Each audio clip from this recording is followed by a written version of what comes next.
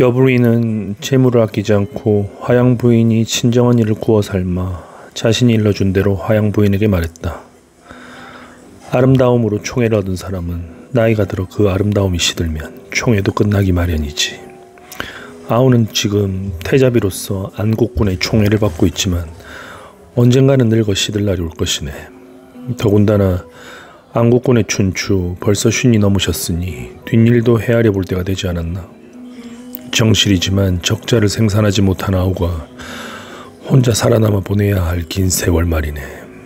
그러니 아직 총애를 받고 있는 지금 여러 서자들 중에 하나를 골라 아들로 삼고 안국군의 후사로 세우면 장구한 계책이 되지 않겠는가. 늙고 시들어 총애를 잃은 뒤에는 아우가 그러려고 해도 안국군께서 들어주지 않을 것일세. 화양 부인이 들어보니 일일이 옳은 소리였으나 이름조차 다 외고 있지 못한 여러 측실 소생의 공자 가운데 누구를 골라야 할지 막막했다. 머뭇머뭇 그걸 걱정하자 친정언니가 기다렸다는 듯 말했다. 조나라에 볼모로가 있는 자초를 잊었는가? 거 외 일찌감치 뒷방 차지가 된 하이란 측실의 아들 말이네. 생모의 사랑을 못 받고 외톨이로 궁궐을 떠도는 어린 걸 갓 시집온 아우가 많이 거두어 주었다면서. 어릴 적 이름이 이인이라고 했던가. 그 아이는 조나라의 볼모로 끌려가서도 따뜻하게 보살펴준 아우를 어머니로 생각하고 어른이 된 이날까지도 그리워하며 눈물 짓는다고 들었네. 조나라에서 새로 바꾼 자초란 이름에도 아우를 향한 효심으로 외가인 초나라를 잊지 않겠다는 뜻이 담겨 있다더군.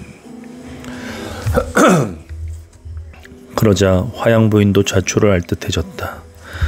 나이든 태자의 후취로 왔지만 그래도 갓 시집온 젊은 신부의 다감함이었을까.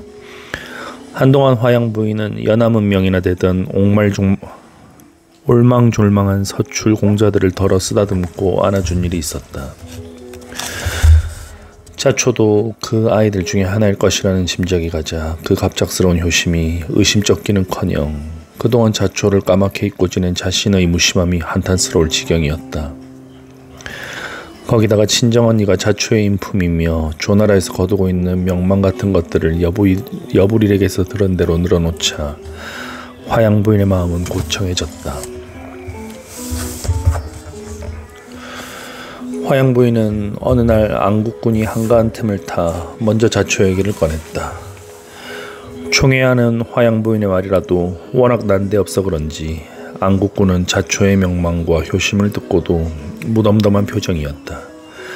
그때 화양 부인이 다시 울면서 안국군에게 매달렸다. 신첩은 일찍이 태자비가 되어 승언을 입었으나 불행히도 아들을 두지 못했습니다.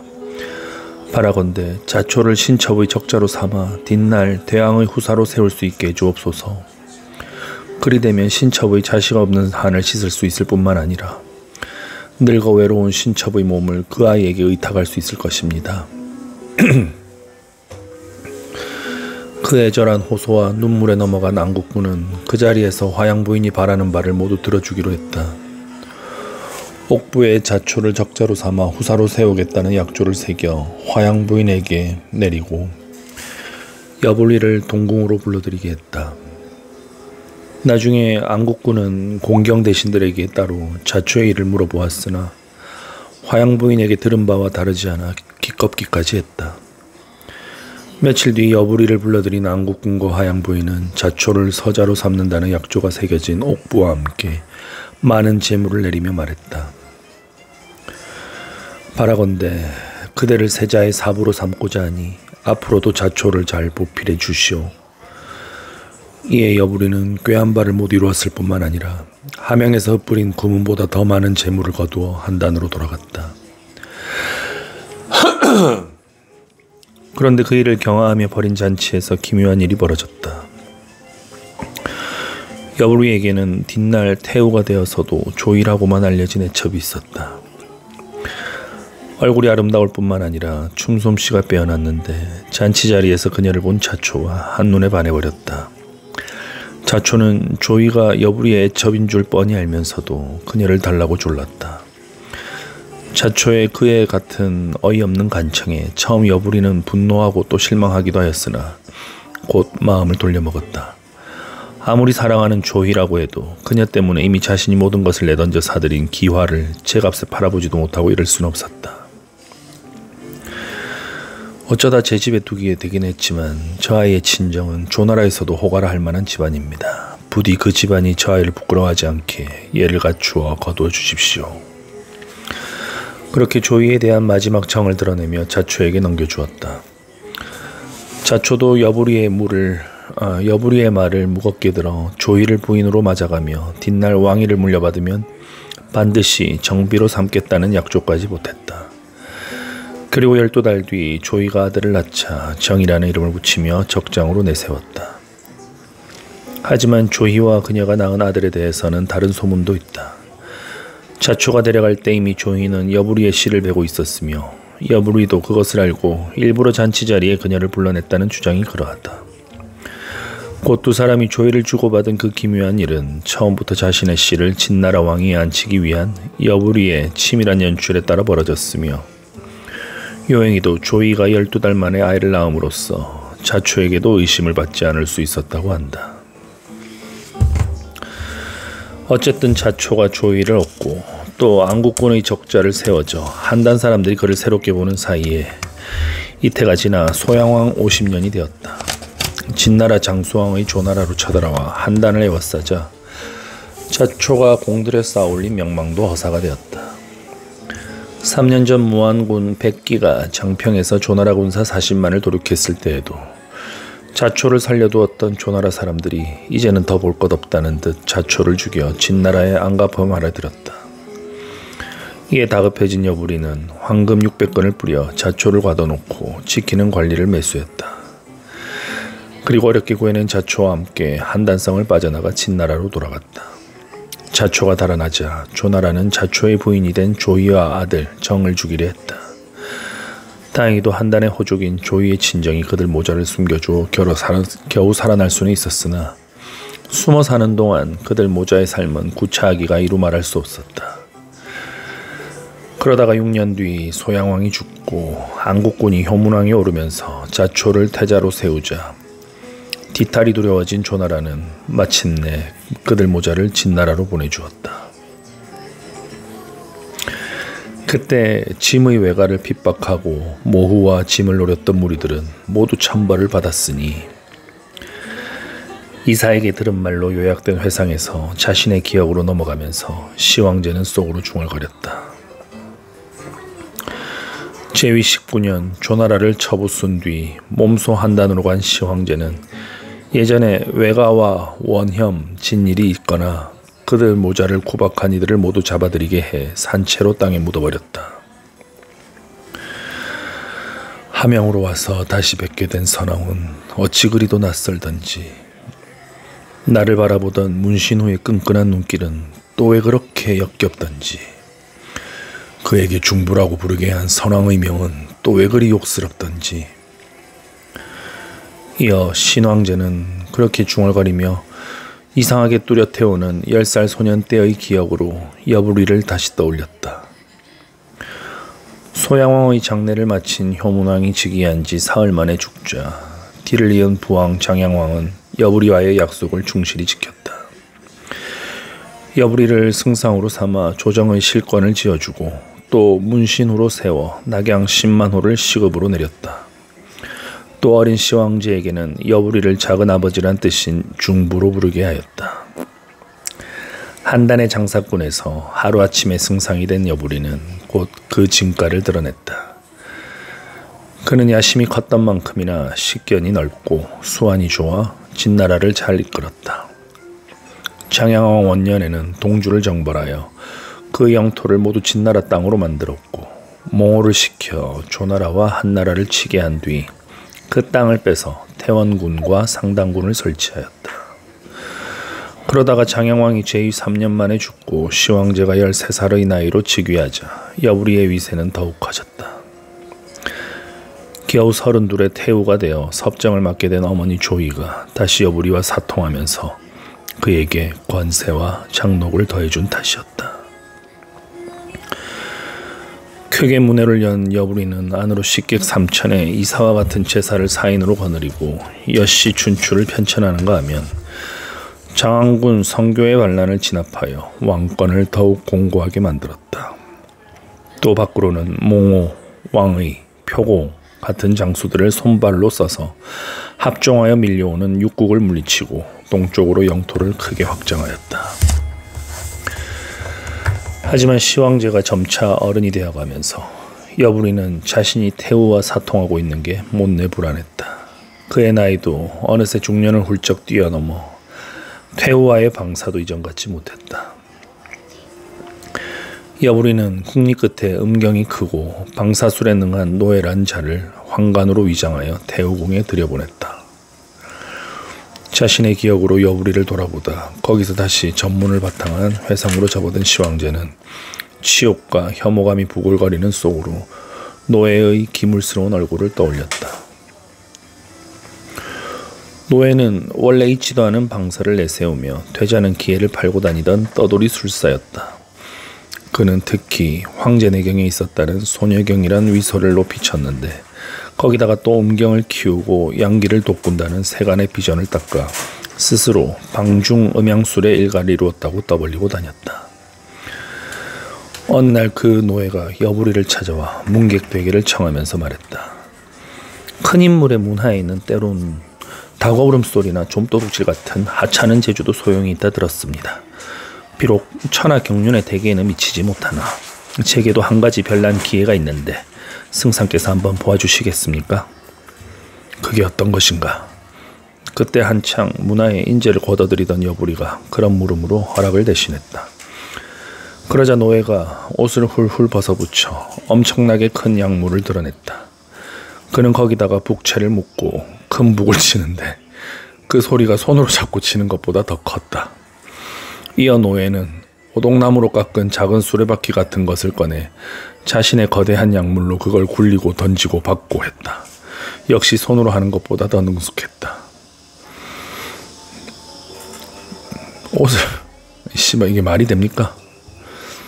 옷을 걸친 노예가 이리저리 주워 섬긴 남녀 교접의 기묘한 이치나 갖가지 희한한 방중술의 기교도 남다른 데가 있었다. 한단의 풍채 좋은 호상으로서 여자라면 높고 낮고를 가리지 않고 어지간히 겪어본 여부리조차 생전 듣도 보도 못한 것이 많았다. 노예의 말이 끝나자 여부리가 실소와 함께 말했다. 그거 참 기술이로다. 내 집에 머물러도 좋다. 그렇게 하여 노예는 여부리의 3천문객 가운데 하나가 되었는데 드디어 여부리가 그 기술을 쓰게 된 셈이었다. 여부리는 태우궁에 불려가는 악공과 장기 사이에 노예를 슬쩍 끼워 넣어 궁궐 안에서 그 기이한 재주를 부리게 했다. 그리고 사람을 넣어 그런 노예의 소문이 태우 조이의 귀에 들어가게 했다. 그렇지 않아도 어린 왕의 섭정을 맡아 거리낄 게 없는 데다 나이 40을 바라보는 여자의 농익은 유욕에 들떠 있던 태우였다. 여부리가 갈수록 자신을 피하는 듯 할 뿐더러 어쩌다 잠자리를 같이 해도 이미 나이 들어 신통찮아진 방사에 불만스러워하던 태우는 소문을 듣자 과연 노예를 곁에 두고 싶어 했다. 그걸 안 여부리가 다시 손을 썼다. 가만히 사람을 시켜 노예에게 부형에 해당하는 죄를 뒤집어 씌웠다. 부형은 궁형이라고도 하며 벌로 거세를 당하는 형벌이었다. 노예가 관부로 끌려가 궁형을 기다리는 사이 여부리가 태우를 찾아보고 넌지시 일러주었다. 노예란 자가 죄를 짓고 궁형을 기다리고 있습니다. 태우께서 궁형을 맡은 관리를 불러 제물을 내리고 달래시면 신용으로만 궁형을 받게 하실 수 있을 것입니다. 그런 다음 노예를 황관으로 삼아 태우궁에 들이시면 언제나 곁에 두고 부릴 수가 있지 않겠습니까? 태우는 그래도 아직은 사사롭게 정을 통하는 사이인 여부리에게 민망해하는 구석도 없이 그가 일러준 대로 했다. 부형을 맡은 관리를 매수하여 노예의 수염과 눈썹만 뽑고 남자 구실은 그대로 살려놓게 했다. 그리고 얼마 뒤 노예를 황관으로 꾸며 태우궁으로 맞아들이고 방사를 벌여보니 과연 헛소문이 아니었다. 이에 태우는 그날부터 노예와 밤낮으로 함께 기거하며 음락을 즐겼다. 하지만 즐거움이 있으면 금심도 따르기 마련. 태호가 노예의 씨를 베게 되면서 걱정이 생겼다. 나날이 불러오는 배를 싸매고 묶으며 감추려고 허덕이는데 이번에는 노예가 꾀를 냈다. 대고를 떠나드는 점쟁이를 매수하여 태호가 함양에 머물면 불길하다는 소문을 퍼뜨리게 한 뒤에 옹에 있는 별궁으로 거처로 옮기겠다. 이때 노예와 함께 수많은 시종이 따라가니 태호궁이 옹 땅으로 옮겨진 듯 했다. 태호는 그 뒤로도 노예를 총애하여 옹 땅에서 노예의 아들을 둘이나 낳았다. 그러나 시 황제가 아직 관례를 치르지 못해 태호의 섭정은 계속되었다. 태호는 노예를 장신 후에 봉하고 사냥 땅을 주어 그곳에 살게 하다가 다시 하서에 태원군을 그 본국으로 삼게 했다. 거기다가 본국 안의 궁실과 거마와 복색이며 원유, 칠엽에 이르기까지 노예가 마음대로 할 수 있게 하고 또 진나라의 크고 작은 정사도 노예의 결정을 따르니 그의 위세는 여부리에 버금갈 지경이었다. 그러자 만금의 재물과 1000명의 문객이 절로 노예에게 몰려들었다. 떠돌이 술사에서 제후가 되고 많은 재물과 문객까지 모여들자 노예는 슬며시 욕심이 생겼다. 여부리가 시황제의 생부라고 믿고 있던 그는 태호가 낳은 자신의 두 아들이라고 해서 지금 제가 이해를 못해서 다시 읽었습니다. 여부리가 시황제의 생부라고 믿고 있던 그가 누구지?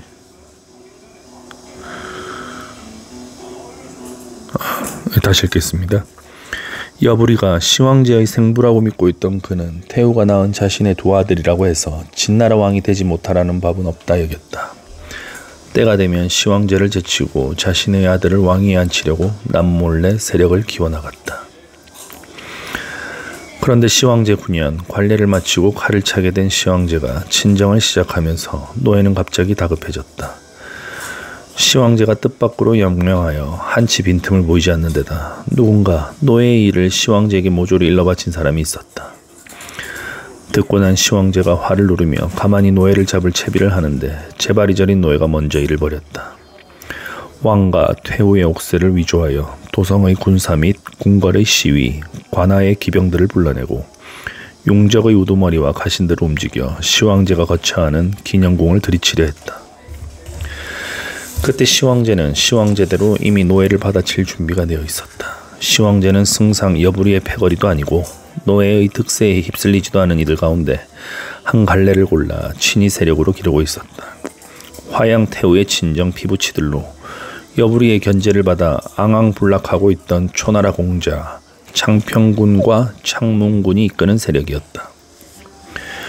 시황제는 창평군을 상국으로 세우고 창문군을 장국으로 삼아 함양의 군사를 장악하게 해두었는데 노예가 멋모르고 위조된 옥새로 그 군사를 불렀으려다 반역을 들켜버렸다. 시황제는 창평군과 창문군에게 도성의 군사를 일으켜 함양성 안으로 쳐들어온 노예의 패거리를 받아치게 했다. 내시와 시위들도 모두 무기를 들고 나가 그들을 도왔다. 한바탕 전투 끝에 노예가 보낸 군사들은 수백 개의 머리를 남기고 함양성 밖으로 쫓겨났다. 시황제는 용감히 싸운 장졸들에게 모두 자기를 내리고 싸움을 거둔 내시와 시위들도 한 등급씩 자기를 올려주었다. 일이 흘렀다 여긴 노예는 무리를 이끌고 달아났으나 시황제가 100만냥의 상금을 내걸고 쫓게 하자 멀리 가지는 못했다. 며칠이 안 돼 노예의 무리 수백 명이 모두 사로잡혀왔다. 시황제는 노예의 3족을 멸하고 그를 따르던 자들도 모두 수레로 찢어 죽인 뒤에 그 목을 저작거리 높은 곳에 매달았다. 태후 조이가 낳은 노예의 두 아들도 그때 죽었다. 위위가를 비롯해 내사사, 중대부령 제 등 노예를 따라 깨춤을 추던 조정의 벼슬아치 20여 명이 한꺼번에 죽은 것도 그때였다. 시황제는 진작부터 노예의 일에 상국 여부리가 깊이 연루되어 있음을 알고 있었다. 노예를 식객으로 거두어 그 기술을 사둔 것이며 그를 가짜 황관으로 만들어 태후궁에 들여보낸 것이 모두 여부리에 깨었다는 것을 들었을 때 시황제는 여부리도 함께 죽이고 싶었다. 그러나 선왕을 구해낸 왕위에 오르게 함으로써 마침내 시황제 자신이 날 수 있게 한 공과 지난 10년 승상으로서 진나라를 위해 애쓴 공을 쉽게 지울 수가 없었다. 이래저래 처결을 미루다가 이듬해에야 여부리를 승상에서 면직하고 시급이 있는 낙양으로 내쫓는 선에서 마무리를 지었다. 목매한 것들은 짐이 그때 여부리를 살려준 일을 두고 그가 짐의 생부인 까닭이라 수군거렸다고 한다. 하지만 짐은 결코 여부리가 짐의 생부였다고는 보지 않는다. 사람의 자식이 어찌 어미의 뱃속에 12달, 10달씩 있을 수 있는가. 그런데도 짐이 그랬다는 것은 짐을 여부리의 자식으로 폄하하기 위해 억지로 끌어다 붙인 소리다. 태희의 말로는 사람은 어미의 뱃속에서 10달도 다 채우지 못한다였다. 비록 황제가 어머니 부부의 뱃속에 20넉 달 있었다고는 하나 그것은 또 그 나름의 까닭이 있어 지어낸 말일 것이다. 거기다가 피를 나눈 천륜이면 반드시 그 느낌이 있을 터. 짐은 어릴 적부터 여부리가 받고 있는 혐의를 들어 알고 있었지만 그에게서 그 어떤 끌림도 느껴보지 못했다. 남으로부터 전해 들은 것을 요약한 회상에서 다시 자신의 추억으로 돌아간 시황제는 들고 있던 잔을 단숨에 비우면서 그렇게 중얼거렸다. 실로 그랬다. 아무리 어린 날의 기억을 들추어 보아도 여부리에게서 혈연의 끈끈함 같은 것을 느껴본 적은 한 번도 없었다. 그보다는 처음 구에게 중부라 부르라는 선왕의 명을 들었을 때 느꼈던 까닭 모를 경계와 경원이 여부리에 대한 느낌의 전부였다. 소년 시절에도 마찬가지였다. 한때는 여부리가 상국이면서도 세자의 사부를 겸해 거의 매일 마주쳐야 했지만 그때 시황제가 느낀 것은 왠지 유들유들하게 느껴지는 예절과 깊이 모를 심산뿐이었다. 하지만 선왕 장양왕에 대한 느낌은 아주 달랐다. 너무 어렸을 적에 헤어졌고 6년이나 떨어져 산 탓이긴 하지만 10살 때 함양궁에서 다시 만난 부왕은 얼굴조차 낯설었다. 거기다가 각별히 다정하게 자신을 드러내는 부왕도 아니었으나 그때 어린 시황제가 본능적으로 느꼈던 것은 서툴고 어색한 대로 따스한 부성이었다. 뿐만 아니라 그로부터 3년 뒤 세상을 버릴 때까지 부왕 어디에서도 자신의 혈통을 의심쩍어 살피는 눈길 같은 것을 느껴본 적은 없었다. 추억이 거기에 미치자 시황제는 문득 무슨 핑계를 대듯 그런 여부리를 죽음으로 내몬 일을 떠올렸다. 여부리가 승상 자리에서 물러난 지 이태 뒤였던가. 그의 동태를 살피러 낙양에 갔다 온 어사가 돌아와 말했다. 낙양은 우리 함양만큼이나 번창하였고 여상국의 저택에는 각처에서 찾아드는 제후들의 수레가 줄을 잇고 있었습니다. 대문은 드나드는 문객과 천하의 제사들로 저적거리를 이루어 상고들이 전을 펼치경이었습니다. 그 말을 듣자 시황제의 가슴 속에서는 흉흉한 불길이 다시 치솟았다. 선왕을 2번이나 욕보인 이 천한 장사꾼이 정말로 진나라의 반쪽을 차지한 게 아닌가 싶으면서 애써 억눌렀던 분노와 사리가 되살아났다. 여부리를 죽여야겠다. 더 늦으면 대군을 보내 토벌해야 할 것이다. 그때 25살이었던 시황제는 자신도 모르게 주먹을 부르짖며 그렇게 소리쳤다. 그리고 한참이나 생각에 잠겼다가 붓을 가져오게 흰단 위에 썼다. 딱 석 줄이었다. 그대는 진나라에 무슨 공을 세웠기에 진나라는 그대를 하남 땅에 봉하고 시급으로 10만 호를 내렸는가. 그대는 진나라 왕실과 어떤 친족이기에 중부라고 불리었는가. 이제 그만 가솔들과 더불어 촉당으로 옮겨 살도록 하라. 사자가 낙양으로 달려가 그와 같은 서신을 전했을 때 여부리는 그 자리에서 시황제의 뜻을 알아차렸을 것이다. 새삼 여부리의 공을 물은 것은 이제 그의 지난 공을 인정치 않겠다는 뜻이었고 이제 와서 왕실과의 친분을 물은 것은 더는 따져볼 만한 친분이 남아있지 않다는 뜻이었다. 이태전 노예의 반란에 연루되고서도 여부리가 살아남을 수 있었던 것은 바로 지난날 그가 진나라를 위해 세운 공과 선왕에게 왕위를 얻게 해주면서 쌓은 왕실과의 친분 때문이 아니었던가. 거기다가 촉은 아직 미개하고 거친 변방, 무엇보다도 노예를 따르던 무리가 귀양간 땅이었다. 가속을 이끌고 촉당으로 옮겨가 살라는 말은 여부리의 가속에게도 노예를 따르던 무리와 똑같은 대우를 하겠다는 말과 다름없었다. 죽으라는 말이로구나. 험한 꼴 보이며 황제에게 주살당하지 않고 가속들이라도 온전하게 보존하는 길은 내가 스스로 죽는 수밖에 없구나. 여부리는 아마도 그렇게 중얼거리면서 짐독을 마셨을 것이다. 그러나 시황제의 음험한 분노는 여부리가 죽은 것으로 풀리지 않았다. 군사를 보내 장례도 치르지 못한 여부리의 시신을 아무렇게나 묻어버리게 한 뒤 장례를 치르러 온 여부리의 가신들을 모두 붙들어 등급에 따라 벌을 주었다. 여부리의 가신으로 그의 장례를 치르려 한 진나라 사람들은 모두 국경 밖으로 내쫓고 진나라 사람으로 복록 600석 이상인 자는 관직을 삭탈한 뒤 노예의 무리가 쫓겨간 방릉으로 옮겨가게 하였으며 500석 이하로 장례에 오지 않은 자는 그 관직은 삭탈하지 않고 방릉으로 옮기게 했다. 그때 짐이 지나쳤던가 어쩌면 불우한 공자로서 이름 없이 살다 죽어갔을 선왕을 대신의 태자로 만들고 마침내는 오늘날에 짐이 있게 한 원훈을 너무 모질게 내친 것은 아닌가. 더군다나 끈질기게 세간을 떠도는 말처럼 그가 참으로 짐의 생부라면. 시황제는 20년 가까운 옛일을 돌아보다 문득 그답지 않은 자문에 빠졌다. 하지만 그는 시황제였다. 나라는 엄격하고 가혹하게 다스려져야 하며 모든 일은 법에 따라 처결되어야 하고 인의나 은덕이나 자애로움을 베풀지 말아야만 오덕의 명수에 부합한다고 믿는 진제국의 군주였다. 어울리지 않는 회환과 의구도 잠시 시황제는 곧 철혈의 통치자로 돌아가 단호하게 중얼거렸다. 이 무슨 나약함인가. 국법은 그릇됨이 없고 고난은 부끄러움이 없는 것을. 그가 설령 짐의 생부였다 해도 마찬가지로 그는 그렇게 죽었어야 했다. 사직과 왕통을 기화로 여겨 천금으로 농단하고 음사를 기술이라고 거두어 선왕과 모호를 욕부인 죄만으로도 그는 죽어 마땅했다. 그러고는 진작부터 불안하게 침전 주변을 서성이고 있는 조고를 불러 말했다.